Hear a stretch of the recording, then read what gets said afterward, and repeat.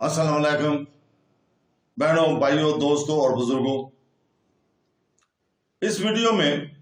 قیامت تک تمام بنی نوع انسان کے لیے قرآن کے لازوال چیلنج کو دریافت کریں، اس چیلنج کو اہمیت کو سمجھیں اور اس کے مضامار کی گہرائی کو سمجھیں اور حاصل کریں۔ علم کو پھیلانے کے لیے اس ویڈیو کو ضرور شیئر کریں تاکہ دوسرے بھی اس سے مستفید ہو سکیں۔ قرآن کی بے مثل ہونے پر دو ٹوک الفاظ میں ایک کھلی دلیل دی جا رہی ہے کہ اپنی بلاغت کا ناز کرنے والوں کو چیلنج ہے کہ اگر تم قرآن کی اللہ تعالیٰ کی کتاب نہیں بلکہ کسی انسان کی تصنیف سمجھتے ہو تو چونکہ تم بھی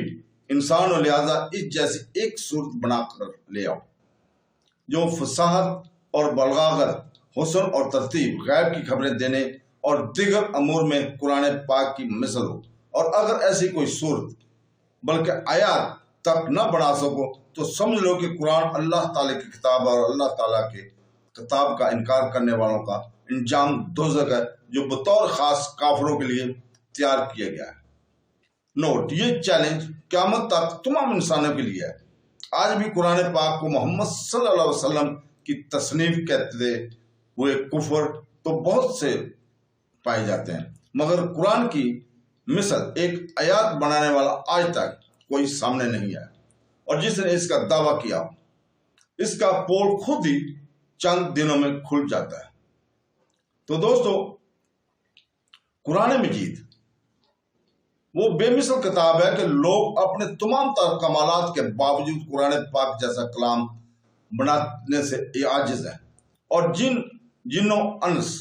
مل کر بھی اس کی آیات جیسی ایک آیات بھی نہیں بنا سکتے۔ اس کی بنیادی وجہ یہ ہے کہ قرآن مجید اللہ تعالیٰ کا کلام ہے اور مخلوق میں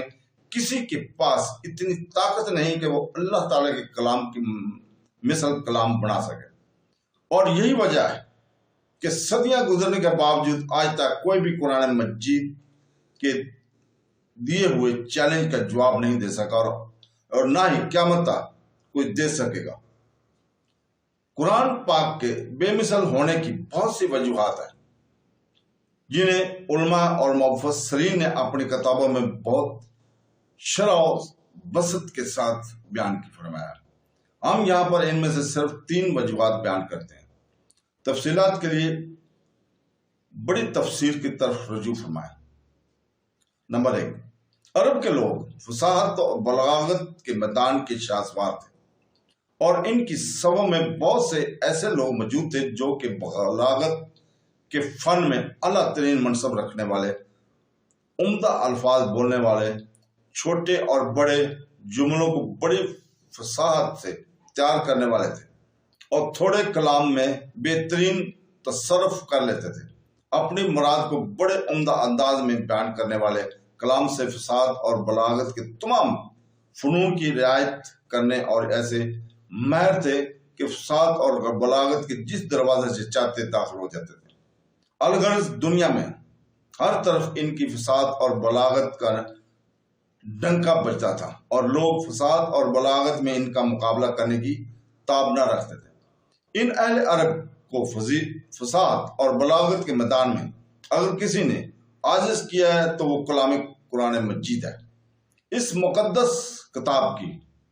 فصاحت اور بلاغت کے اہل عرب کی عقلوں کو حیران کر دیا اور اپنی مثل لانے سے عاجز کر دیا۔ نمبر 2، قرآن مجید کی بے مثل ہونے کی ایک دلیل یہ بھی ہے کہ اسے پڑھنے اور سننے والا کبھی سیر نہیں ہوتا اور نہ اسے اکتاتا ہے، بلکہ وہ اس کے جتنی زیادہ تلاوت کرتا ہے اتنی ہی زیادہ شیرینی اور لذت پاتا ہے، اور بار بار اس کی تلاوت کرنے سے اس کی محبت دل میں راسخ ہوتی چلتی ہے۔ اور اس کے علاوہ کوئی اور کلام اگرچہ وہ کتنی ہی خوبی والا ہو، کتنا ہی فصیح اور بلیغ ہو کیوں نہ ہو، اسے بار بار پڑھنے سے دل اکتا جاتا ہے۔ جب اسے دوبارہ پڑھا جائے تو طبیعت بیزار ہو جاتی ہے۔ قرآن مجید کی شان کے بارے میں حضرت حارث رضی اللہ تعالیٰ عنہ سے مروی ہے کہ حضرت علی مرتضیٰ کرم اللہ وجہ فرماتے ہیں، حضور اقدس صلی اللہ علیہ وسلم نے ارشاد فرمایا، قرآن وہ ہے جس کی برکت سے خواہشات بگڑتی نہیں اور جس سے دوسری زبانیں مشتبہ نہیں ہوتی، علماء اس سے دور نہیں ہوتے، یہ بار بار دہرائے جانے سے پرانا نہیں ہوتا اور اس کے عجائبات ختم نہیں ہوتے۔ نیز قرآن مجید کی آیت میں روح، قوت اور جلال ہے کہ جب کوئی ان کی تلاوت کرتا ہے یا انہیں کسی سے سنتا ہے تو اس کے دل پر بہت طاری ہو جاتی ہے، حتیٰ کہ جسے قرآن پاک کی آیت کے معنی سمجھ میں نہ آ رہے ہوں، وہ آیت کی تفسیر بھی نہ جانتا ہو، اس پر بھی رقت طاری ہو جاتے، جبکہ قرآن مجید کے علاوہ اور کسی کتاب میں یہ وصف نہیں پایا جاتا، اگرچہ وہ کیسے ہی انداز میں کیوں نہ لکھی گئی ہو۔ غیب کی خبریں نمبر 3، قرآن پاک میں مستقل کے متعلق جو خبریں دی گئی ہیں وہ تمام کی تمام پوری ہوئی۔ مثلا زمانہ نبوی میں رومیوں کے اورانیوں پر غالب آنے کی خبر دی گئی اور وہ 100% پوری ہوئی۔ تو دوستو،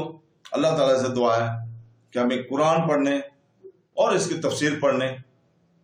اور اس کو حفظ کرنے کی توفیق عطا فرمائے۔ آمین ثم آمین۔ اللہ حافظ۔